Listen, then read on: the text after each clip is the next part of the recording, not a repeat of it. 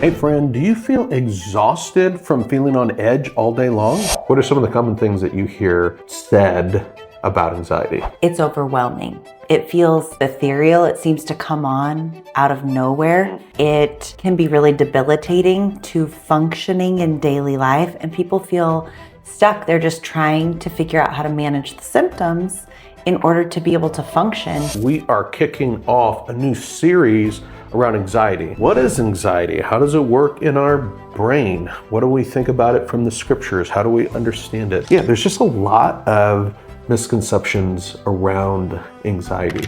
What if your anxiety is trying to tell you something really important and that's why it just won't go away? Anxiety is more than the symptoms. It's a signal. It's indicating that something needs our attention. God really wants this healing and freedom for you. He wired this into your body for that purpose. Stick around to learn about the anxiety signal and how God has wired information into your nervous system to help you navigate things in life that you don't want to ignore.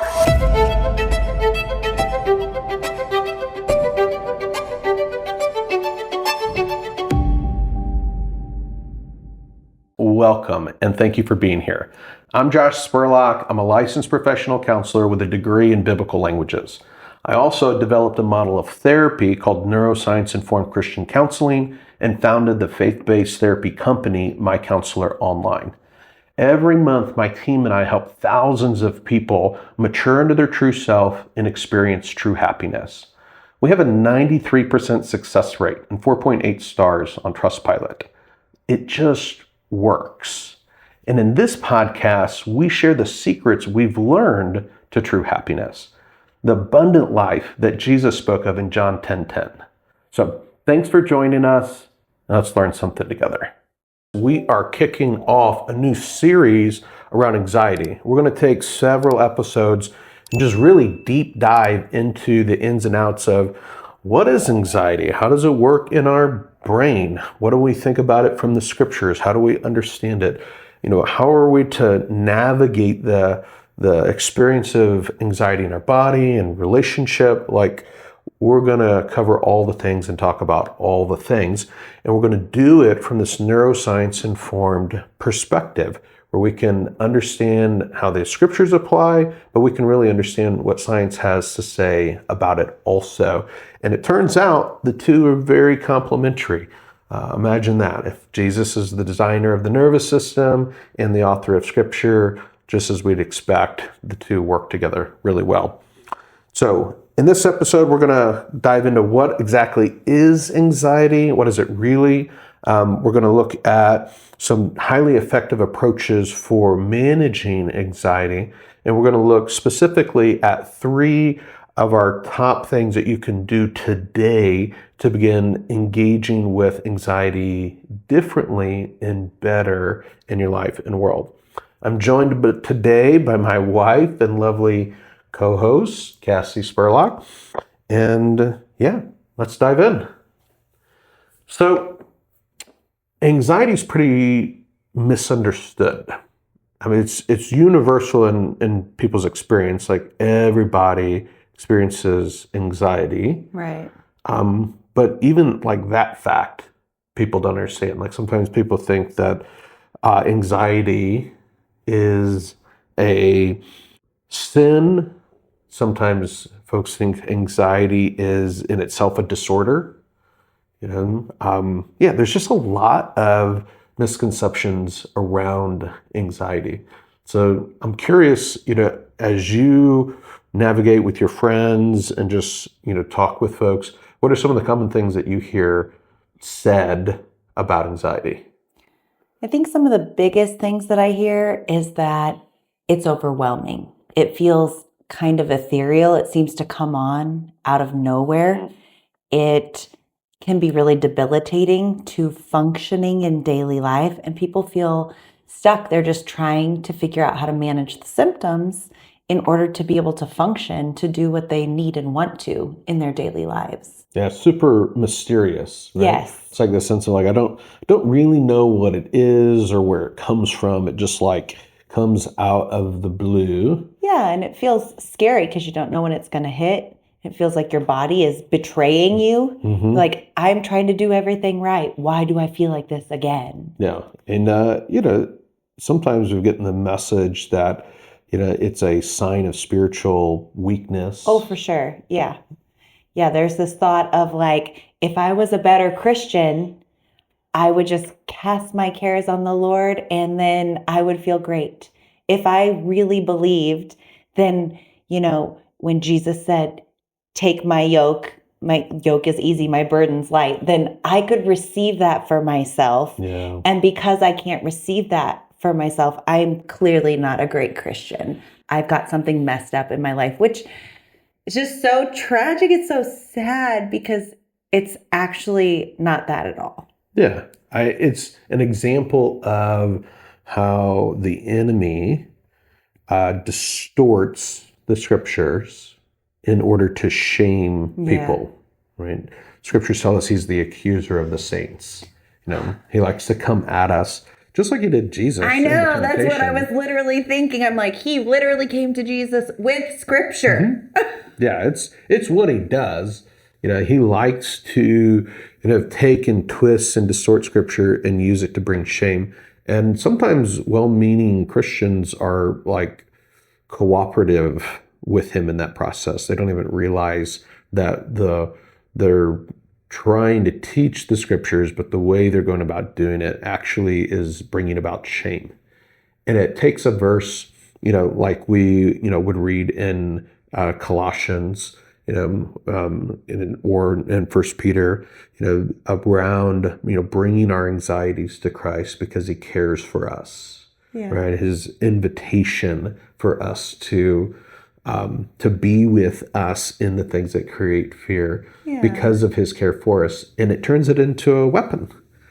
It turns it into the shaming thing. Oh, you're supposed to be able to cast your cares. You're not doing that. And so clearly you suck as a Christian, like you're failing in some way. And what's meant to be a life-giving invitation becomes like this accusation of shame. And then we feel so embarrassed and so small that we don't even do the one anothering well. We don't even go to our friends and say, I'm really struggling with this thing, because we're like, well, if I couldn't give it to Jesus, then I'm not going to tell my friends about it. Yeah, totally. The shame around it causes us to hide and keeps us isolated from actually the very things that God has given us to be the antidote to the anxiety that's there. And that's all because of the misconception of not really understanding what anxiety is. Yeah, I feel excited to jump into that, because it's like, let's peel back the curtain and get a sense for like actually what God meant. Right, which is a big deal, because we believe in intelligent design. Right? We believe that Jesus designed the nervous system, that it functions the way that it functions, not by accident, not by random events that shaped our nervous system, but from an intentional plan that fearfully and wonderfully made us in a way that is incredible. And anxiety is actually part of that design. I know that seems weird to folks. I think immediately when you say that, I think about pain. I think about how it's a warning system for our body. Like if we touch a hot stove, we know immediately to pull back. And anxiety is kind of like that. It totally is. Like pain, anxiety is a kind of pain. It's a kind of psychological pain that we experience and just like all other kinds of pain, it is information to us. And it's really important information to pay attention to. Sometimes we miss the value that comes from pain in general. Yeah, right, because we're just trying to get away from it. Right, it's just unpleasant. We want to get away from it, and we want to make it stop, right, which is totally understandable. Yes. But we miss if we don't get curious about the pain, we actually miss the message in the pain that God has wired in to be helpful to us and useful for us. If I reach out and I touch a hot stove, my skin and the nervous system is going to send pain signals up to my brain to let me know that damage is occurring to my skin. And if I ignore that or somehow block off or I didn't feel pain, I wouldn't know the damage was being done, and I would just continue to leave my hand on the stove in a way that created tremendous pain or destruction to the tissue. And so the pain is a gift because it indicates there's a problem that draws our attention to that problem in a way that gives us opportunity to do something about it. And it's really important. And it also helps us, it tells us something about our environment that's contributing to the pain and causing the pain. It informs us as to action that needs to be taken in order to address the source and cause of the pain. And so it's a teacher. It's a teacher, and it's super helpful. And anxiety is a lot like that. Yeah. Which feels counterintuitive because it feels bad. Like when we're experiencing it, our body feels overwhelmed, clammed up. Like I think of it almost like barely keeping our nose above the surface of water because our system is so alerted. And so, yeah, I just think it can be hard to think of it as a teacher. And that's why I think as a narrative, we got to get away from this. We got to fix it. We got to figure out. Just make it stop. Yeah. Talking about not paying attention to the signal and how that can cause us damage. Like sometimes in order to try to fix it, like we numb out or we turn to alcohol or drugs or we turn to doom scrolling. We turn to all these places. We think we're trying to regulate and get back to like homeostasis, but we're actually just masking something that God intended to give us information so that we could heal or we could have access to information so that we can do something that will actually fix it from the root. Yes. So that's if the first paradigm shift we want to offer you is to think differently about anxiety and really pain as well, but we're specifically narrowed in on anxiety. I want you to start thinking about anxiety as a signal, not just a symptom. Signal versus symptom. Symptom, we just want to make the symptom go away. Are there symptoms of anxiety? Yeah, like there's, increased blood pressure, there's pupil dilation, there's increased heart rate, there's changes in breathing, there's changes in perspiration, like there's muscle tension, like, we'll deep dive in a future episode as to what's all happening in the nervous system about all that. Of what's going on. But those are the physiological symptoms of anxiety. But anxiety is more than the symptoms. It's a signal. It's indicating that something needs our attention. And you wouldn't take the batteries out of a smoke alarm, right? Smoke alarm is a signal. It's alerting to potential danger that exists in your house, that the house could be on fire. Might not be on fire. Might just be cookies, that had, been left. Not that ever happens at our house. We can't name which of our children maybe burns stuff the most because that will be upsetting to them. There is one prime offender. But there is one who tends to burn more things than others who will remain unnamed. There is one that I say, did you set a timer? Right. Can you hear the timer you set? Yeah, you wouldn't take the batteries out of a smoke alarm when it's going off without understanding why it's going off in the first place. But that's exactly what we tend to do when it comes to anxiety. Like if we don't understand that it's a signal, then we think it's just a symptom, and all of our effort goes into how do I make that symptom go away? How do I make the smoke alarm noise go off? And so we look for all kinds of different, fake joy we call it, to try to mask or filter or muffle the obnoxious alarm because it's highly unpleasant to the body, highly unpleasant to the ears. Even the things that are not fake joy, but are just like regulation techniques that are like slowing down, deep breathing, grounding in a space, havening, whatever it is. We're looking for something rather than tuning into the signal to figure out why the signal is there. Yeah, there's like a bad, better, best. yes. Right? Like there's things that we can turn to that are just destructive. You know, we can turn to alcohol, we can turn to drugs, we can turn to pornography, we can turn to workaholism, we can turn into shopping and doom scrolling, we can turn to eating.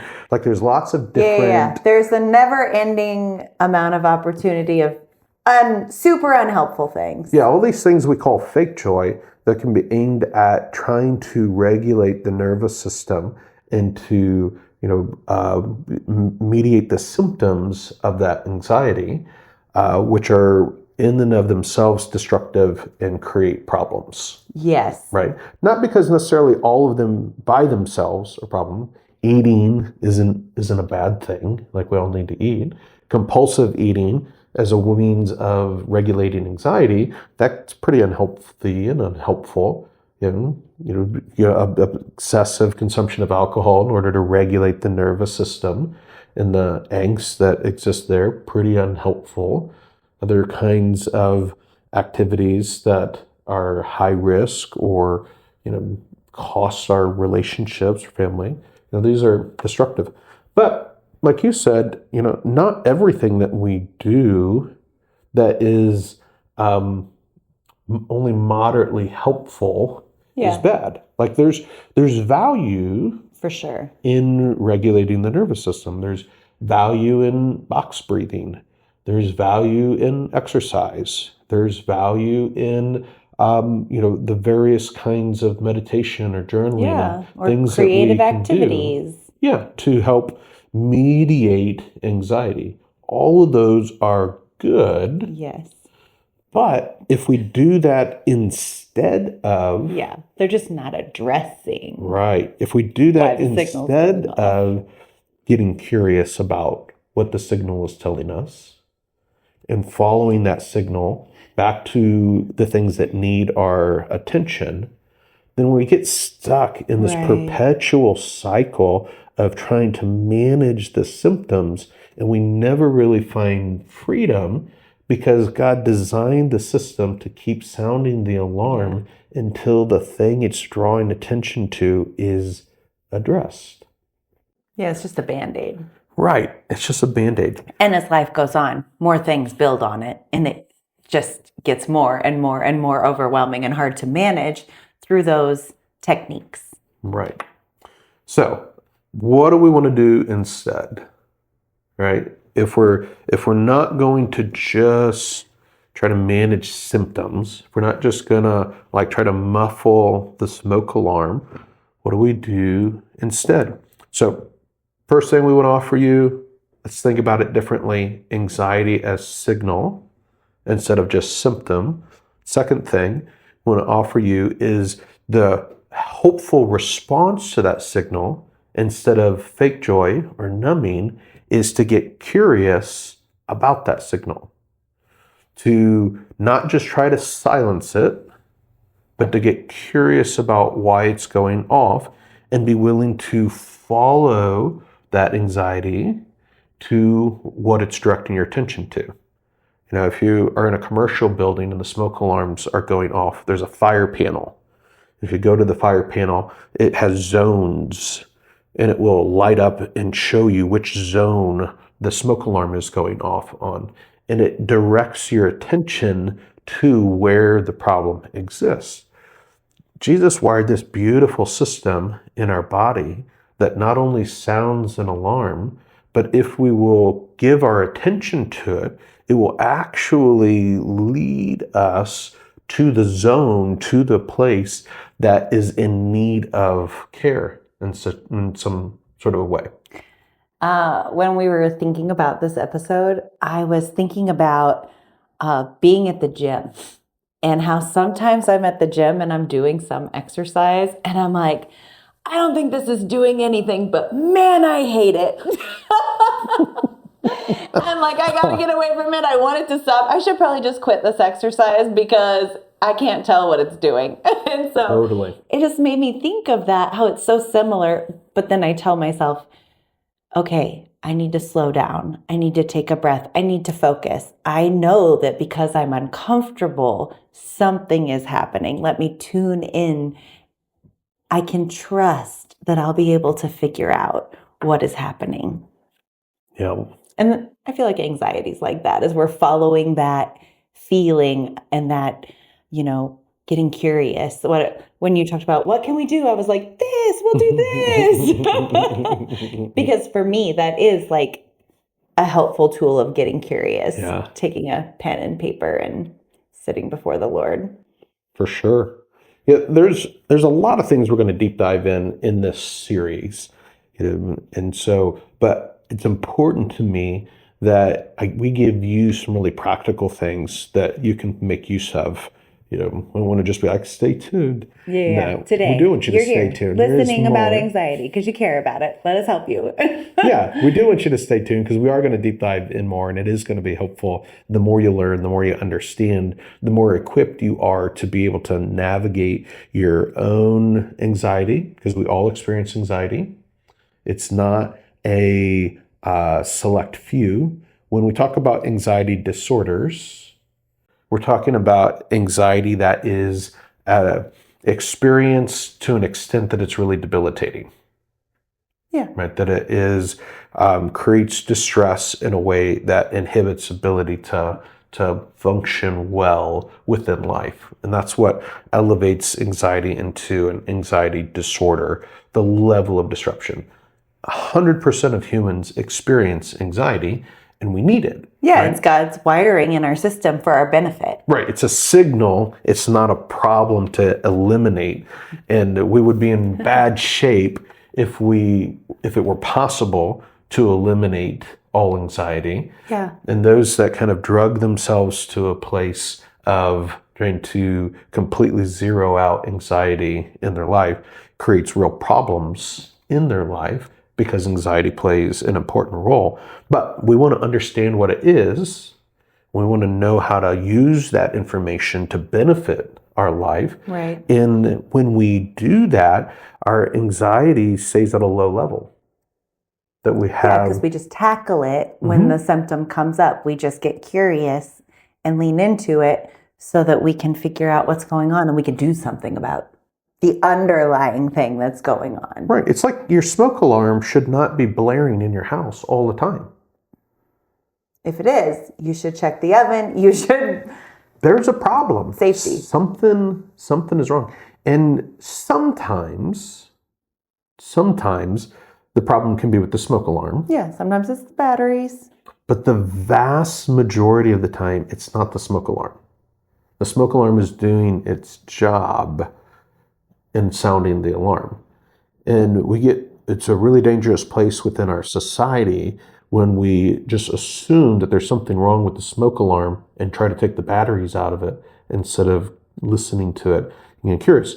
So when you address the things that are causing the alarm to go off, the alarm doesn't go off all the time. Yeah. And that's nice.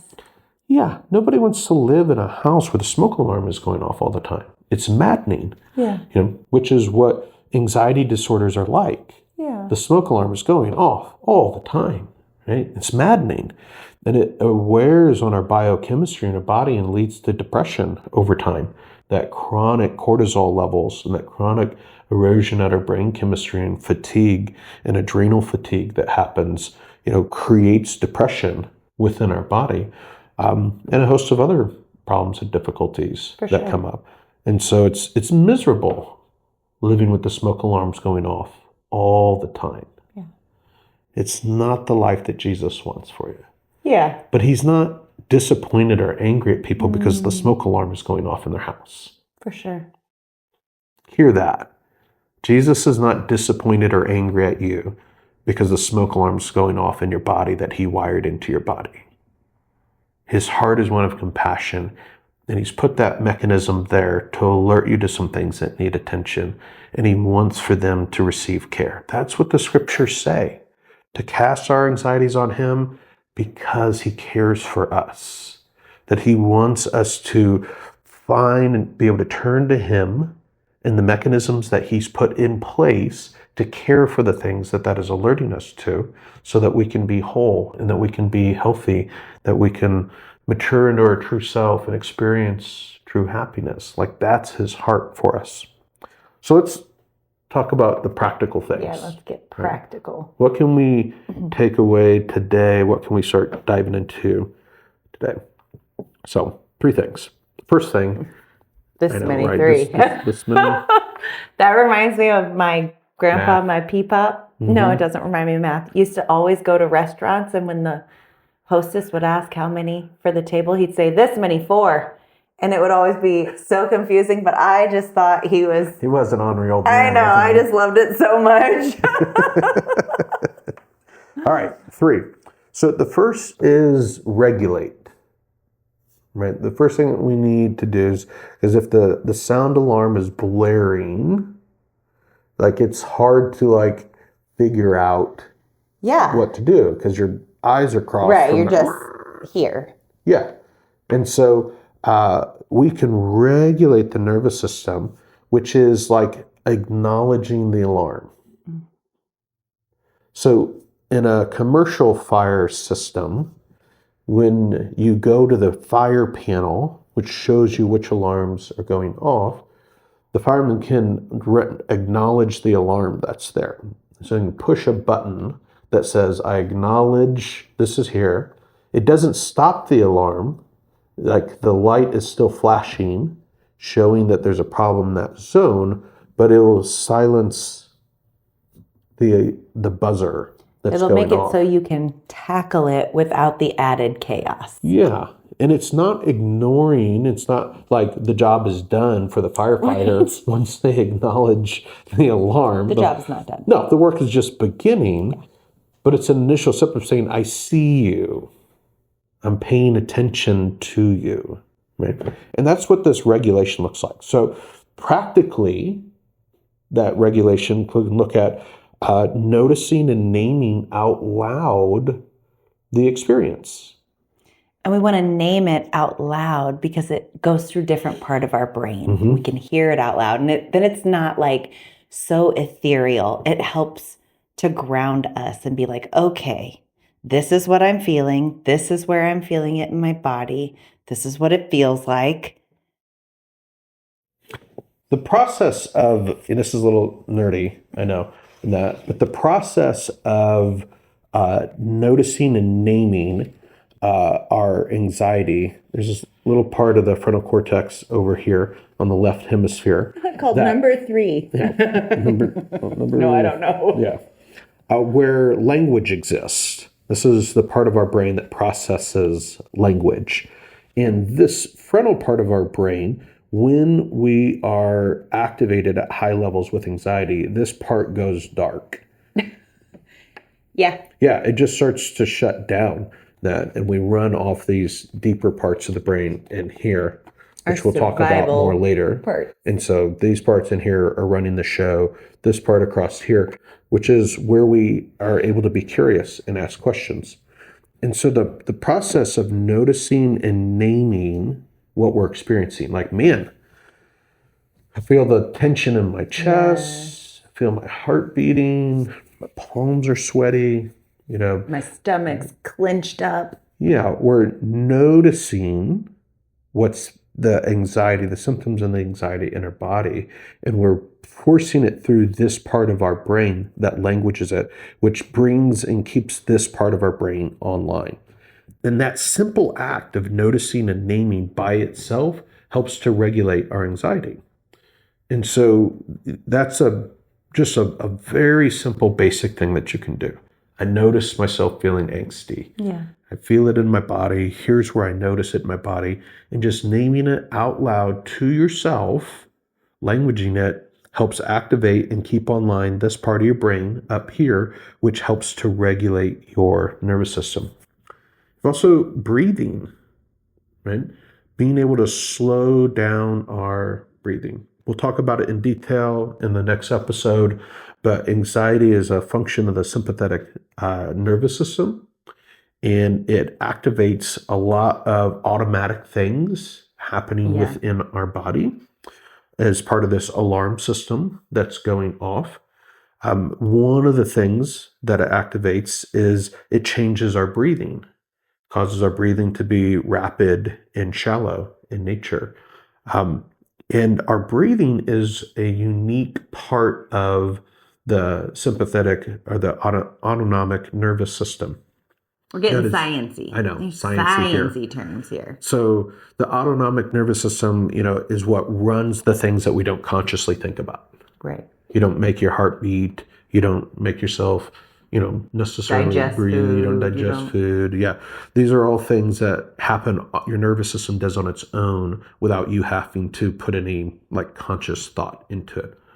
But our lungs are very interesting in that they can be both automatic and manual. Right? Yeah, so we have some control over our breathing. Right. We can switch it from automatic over to manual. And that actually influences these other systems because as we slow our breathing down, we slow our heart rate down. It responds to it. Right. So, you and I sitting here right now, we're not thinking about breathing. We're just breathing. Our body is doing it. No, I'm thinking about it. Oh, are you? Okay. Well, I'm not. So, but if you take and switch that control over and begin to think about your breathing intentionally, and you begin to, with your lungs, send a signal to the rest of the autonomic nervous system that the house is not on fire. Yes. We're not going to die. There isn't a threat, imminent threat to life in this moment. We're Yeah, which your logical part of your brain knows. It knows that there's not. But so just you wouldn't want to be trying to do that if there was an imminent threat. If you were in a place with an actual smoke alarm, you would be like, let's breathe. Yeah, the logical part of your brain isn't fully functioning when you're in that elevated sympathetic response, which is part of why noticing and naming helps bring this back online in a way that helps to regulate and also allows you to intentionally take control of that breathing in a way that you can either use box breathing, where you're kind of imagining the four sides of a box and breathing in and breathing out in equal measure with the sides of the box, or what you saw me do a minute ago, we call resistance breathing. That's what I do a lot of, where you just take a deep breath. You don't have to blow your cheeks out like that. You can just purse your lips.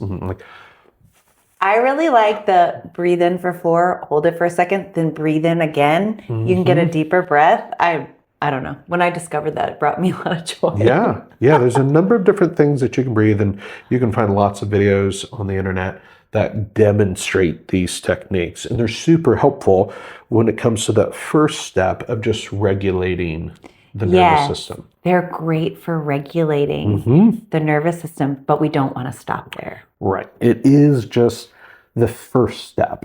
So regulation is the first thing. Regulation helps bring this part of our brain back online. And in doing so, it gives us the ability to do the second thing. And the second thing is we want to organize, right? We want to organize our experience a little bit. Organize is, maybe a fancy way of saying, start to make sense of our experience. And so how do we go about doing that? Cassie demonstrated it earlier. She's like, my notepad. Journaling. I love a journal. Yeah, journaling is a great way to begin to organize your experience. And so grabbing a pen, paper, I use this remarkable tablet, switched over to it a few years ago. So this is my version of paper. And so I'll do my kind of journaling in this thing. Yeah. But it's actually helpful. There's some research behind kind of doing things by hand versus kind of typing or typing like this, or even voice prompting into a phone, that the motor process involved in activating the language part of our brain and then moving that information back and forth as we reflect on what we're feeling, right hemisphere language, left hemisphere, and then the motor, we got motor speech over here, and then we have our motor activity up here. And so as we engage in, it's right up here, right? So as we engage in the writing, it's moving the information around different parts of our brain in a way that helps to integrate our brain experience. It raises awareness internally of the experience that we're having and helps connect the dots. As we move the information around, it helps the brain connect the dots of our experience. And all of that helps us organize and make sense. Makes me think of like when our kids were little, I would take them to like these little creative science centers, and you could put all these like little turning things up on a wall, and then you drop a marble in, and it'd be like ping, ping, ping, brr, brr, and then it would eventually come out in the bottom in this little category. And that's kind of like what's happening. It's basically what's happening in your brain. Here's what's going on. It needs to ping around a bit. It needs to ping around a little bit. So slowing down with a notepad and noticing and naming your experience. Because the question is, okay, what do I write? Yeah, right. What do I write in a notepad? Start with just noticing and naming the things that we did earlier verbally.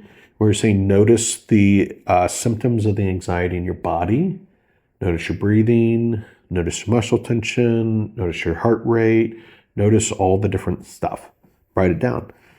Notice what's going on around you, right? Where were you? What's happening? What was the context? What were the cues? Yes. That were maybe cueing your nervous system. What smelled like smoke? You may not know initially, but just asking the question helps us begin to tune into the signal and follow the signal. Question that I like to ask is, if I could hold a microphone up to this anxiety. I hold it here. I feel a lot of my anxiety. I feel tension in my chest. And I feel it in my face and my neck and whatnot. And it's if I could hold a microphone up to that, what would it be saying? If I could allow it to speak, what would it be saying?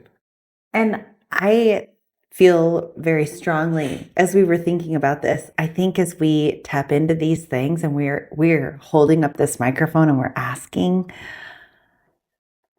you will be surprised what comes out. Mm-hmm. And so I just want to give permission on the front end to let yourself hold loosely whatever it is that comes out. Because if we could think of it and know what it was ahead of time, we would already know it. It's this slowing down and getting curious and letting God's system that He wired into us bring forth what it is, what is actually going on deeper. There have been so many times that I was like, that's the dumbest thing I've ever heard. How could that be what is actually going on? But I also know that it was important for me, and it is important for me, and that's why my body's holding on to it. Mm-hmm. So I want to get compassionate. There's sometimes this initial hit of, I can't believe that's what comes up. But trust that what comes up is important and is legitimate, and don't dismiss it, even if it seems super weird or super random. If you're like, one time, this wasn't a big trauma, this was not a thing. It's like, it was because your body held on to it and is telling you about it right now. So I think if you've never done any of this, getting curious and had the experience of your body bringing up these interesting things, you might dismiss it or not think that it is something important. So I just want to say that on the front end, and solidarity on the weirder it is, because that's been so real for me. I'm like, that's weird. But it's good. It's so good. Yeah. I appreciate you, you're naming one of the many things that could be behind that anxiety. Sometimes There's wounds, the experiences that we've had in life that shouldn't have happened but did happen, that left an impression on our nervous system. And those wounds still need to heal. We didn't have what we needed at the time to process those experiences, so they stored in our nervous systems as wounds. And the anxiety is the triggering of those wounds, and so that when we follow it, we follow back to that. At other times, it can be about more real-time kinds of experiences that we're having. And the anxiety is alerting us to a threat or a potential threat within our environment. Yeah. And so it's warning us that, something is not okay in a given situation. Yeah. Sometimes it is, a number of different, maybe it could be positive feelings, it could be joy. And sometimes joy is super vulnerable, and we can have anxiety in response to joy starting to come up. So there's lots of things, and your advice, Cassie's advice, to not judge what comes up, but to engage with compassion. Compassionate curiosity is the key word here. Right? Being able to engage without judging what comes up. And this is a prayerful process. Like when I sit down with my notepad and I'm working through what's coming up with me, I'm asking the Holy Spirit to lead me into all truth. I'm asking Him to help me be aware of what my nervous system, that in His wisdom He designed, and the gift of this information that He wired in, help me make sense of it. Help me hear the message that I'm supposed to be hearing, and to have wisdom about what to do with that and where to go with it and what I need to have take place. And so this is a very God-centered process. It's God-centered because God designed the nervous system. Anxiety is a system that He thought of and created and wired into every one of us. And so when we pay attention to it, we are paying attention to the wisdom that God wired into our bodies. And it's a spirit-led process. Right? That we're inviting the Holy Spirit to lead us in making sense of the signals that we're getting from the system that Jesus designed into our nervous system. And so this is not an alternative to the scriptures of the Bible. This is the practical practice of what the scriptures talk about when it talks about bringing these things to Jesus. Cast your anxieties on me. Yeah. That's what we're doing. If you ever wondered what that meant or how to practically do that, this is the process for doing that. And it's so key because, like Cassie was saying, these things are not going to necessarily make sense when they come up to this part of your brain, which is our conscious brain where we're thinking about it, because the anxiety is triggered and controlled from these systems inside our brain, which are subconscious. Like you're not thinking about these are running in the background. If you think about on your phone, there are systems and processes operating in the background of your phone, not just the app that you're looking at or playing at on your phone. And so when we are getting curious and we are in making space for meaning, we are connecting the dots between what's happening in here up to the front part of our brain, which is the conscious awareness and analysis part of our brain. So we're moving content from internally that's triggering these responses in us up into our conscious awareness. And that's what we're doing when we're organizing the experience and taking time with a notepad to kind of write these things out. So the three things: regulate, organize, and the last thing is share. That God designed us to co-regulate with other humans, to bear one another's burdens, to sort through and find healing in relationship. And so there's a limit to how much work you're going to be able to do on your own, because God didn't design you to heal on your own. He designed us to live in community, to be in relationship with Him and His body, and we cannot be whole without doing so. James has a very interesting thing. He talks about confession so that we might be healed, right? That any of you sick, go to the elders and confess that, and have them lay hands on you and pray over you that you might be healed. So there's this connection between confession and healing that we see take place. And we think about that sometimes in a metaphysical sense. It's like, oh, you're confessing sin so that you can have that sin kind of be forgiven and addressed, and that can lead to healing and taking place. And in Jesus' ministry, there was a lot of forgiveness and healing connections, where he would say, your sins are forgiven, and get up and walk. Yeah. He would tie those things together. And so we're not saying that everything that this process unveils is unconfessed sin. Definitely that's not the message that I'm communicating. But there's this connection between bearing one another's burdens and this idea of confessing one to another, and that the sharing of our life, both in the struggles, whether it's sin or not sin, but just the struggles and the pain and the heartaches and the heaviness of life, that the mechanism of healing that God uses is relationship. Yeah. That it requires interaction with other nervous systems, with other humans.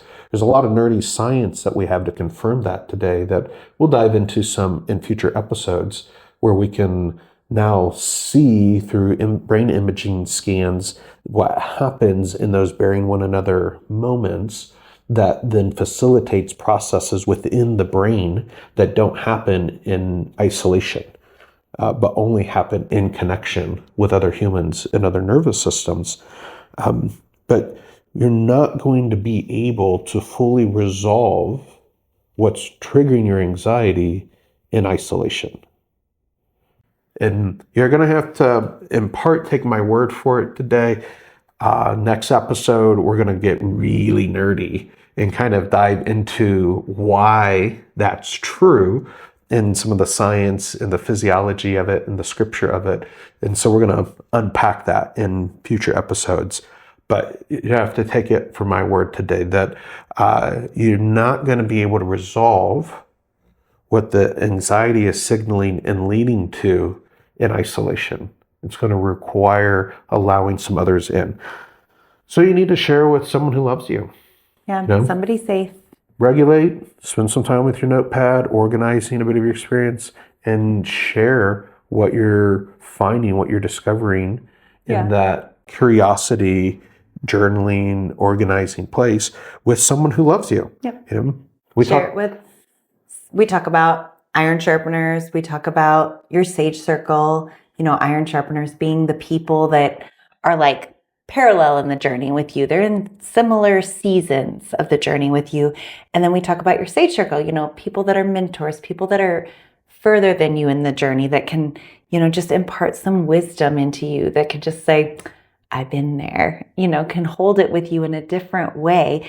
And sometimes if you're sharing it and, the people that you're sharing it with are feeding it back to you, and you feel seen, and that they're holding it with you, but it's still not resolving. Like you've tackled it yourself, you've shared it with a friend, you've shared it with your mentor, and still, then you might need some professional help. You might need a counselor, somebody that has training that can help come alongside you and dig into it with you and just help unearth what's actually going on under that alarm with you.